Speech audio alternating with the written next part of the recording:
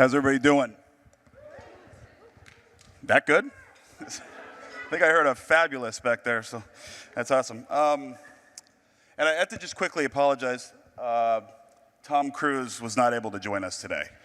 But next best thing, I'm here, Jeff Ham, AI Productivity SME with IBM US Federal Software. How do I get my slides up here? Up, there we go.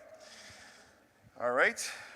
So here today to talk about AI agents. So as I'm sure a lot of you have noticed, agents are everywhere. Everybody's talking about them. But there doesn't seem to be a ton of practical advice floating around. In fact, there's actually quite a bit of conflicting information. For example, here's an article from Forbes magazine, 2025's Game Changer, How AI Agents Are Driving Business Forward. Sounds positive, right? Here's another article, also from Forbes magazine. The agentic AI hype cycle is out of control, yet widely normalized. A lot less positive, right? So today I'm going to try to get above the noise to address some of the key issues with agents, and more importantly, how we can solve for those problems in a way that maximizes the reward of this promising technology while minimizing its risks. So, but first, just in case there are some among us who are maybe less familiar with what an AI agent actually is, let's start there. So, an AI agent is an autonomous system that leverages large language models to do things on our behalf, basically, right? So, we give it a goal, something that we want it to accomplish. We give it a set of tools, things that it can use to accomplish that goal. So those can be like access to certain applications, access to a knowledge base, APIs, etc. We then ask it to plan, to execute the plan using the tools that we provided, and then to reflect, a moment of reflection, to determine if it was or was not successful. If it was not successful, then we go back to the planning phase, thus starting a new step.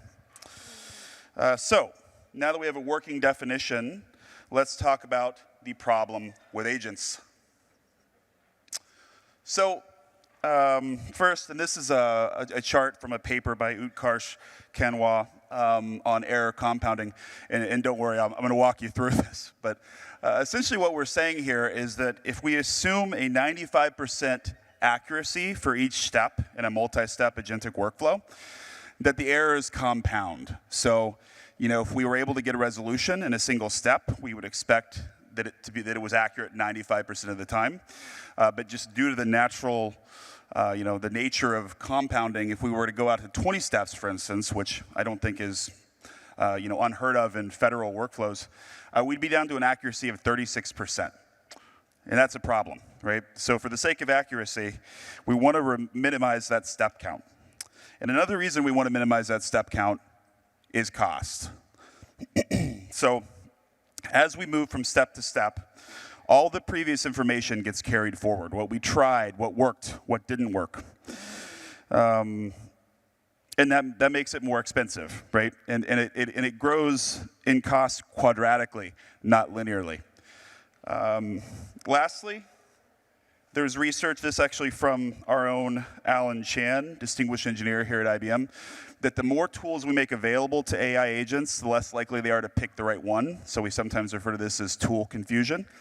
So to kind of summarize the problems here, too many steps, bad. Too many tools, also bad. But enough bad news. I told you we were going to talk about actual ways to solve and mitigate these risks. So let's do that. And I think the answer is probably simpler than you think. The solution with automation. So at IBM, we're looking at this much more comprehensively, not only through the lens of AI agents, but also conversational solutions and more traditional forms of automation, things like process automation, rules-based decisioning engines, RPA, etc. And as you'll see, from this visual, there's a Venn diagram. IBM is kind of squarely in the middle there. So essentially, what we're saying is these are our building blocks, right? So we can think about them like Lego pieces. And like a Lego piece, tools are really only as good as our ability to use them. So for example, here's something that my 3-year-old built last week using Legos. Just kidding. This is something by a sculpture by American artist Nathan Sawaya. It's very impressive, right? Not only as a work of art, but also a feat of engineering. But here's another thing made of Legos. And that actually does look like something that my 3-year-old may have made. So again, tools are only as good as our ability to use them. So it really does come down to how we use them and what we use them for. So to get a better understanding there, let's talk about agents and automation and talk about why and when we might use one or the other. So to help build some intuition here, I've broken this out into 3 dimensions: risk level, development cost, and transactional cost. So in terms of risk, agents are riskier. They're more variable. If we ask an agent to do something 30 times, hypothetically, it could do it 30 different ways, whereas automation is going to do the same thing every single time. Development cost, it's much higher. It costs much more to develop automation because we have to get together up front, and there's more of an concerted effort to define those processes and get consensus and configure all that stuff. And then transactional costs, as we talked about earlier, especially in multi-step workflows, agents are much more expensive, whereas automation is transactionally very inexpensive. So, really at the end of the day, it comes down to finding the right balance between these 2 tools, right? Finding the right balance. So, this could be more specialized agents with more comprehensive tool sets. And when I say more comprehensive tools, that means we need less of them, right? So we can get away from this tool confusion concept. We can, leverage automation to fill gaps and get to the right resolution more quickly. And here's the best part. If we take the time to strike that balance, it drives real results. So not just fancy PowerPoint math, but real results.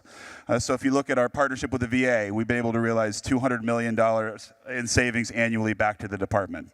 Or if we're looking at the work we've done internally at IBM as part of our Client Zero initiative to use our own technologies in-house to drive productivity, we've been able to save $3.5 billion in savings, or in counting.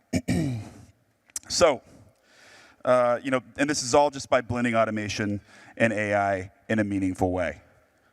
So to recap, AI agents are everywhere, and they likely will be for the foreseeable future. They carry risk, things like error compounding, high transactional cost, and tool confusion. These risks can be mitigated by striking the right balance between agents and automation, and this is where I think IBM is uniquely positioned to help, because we're not an automation company that just started working with AI, nor are we an AI company that just started working with automation. We have experience in both of these technologies for literal decades. And then the best part, if we take the time to strike that balance, these technologies can drive real results that make the mission possible. And then lastly, if you want to get more information on this and see these tools in action, we're actually going to be hosting a Agentic AI Powered by Automation workshop on October 23rd, just down the street at our innovation studio. All are welcome. There is a oversized QR code with a link to more information. And this concludes my Fed Talk. Thank you so much.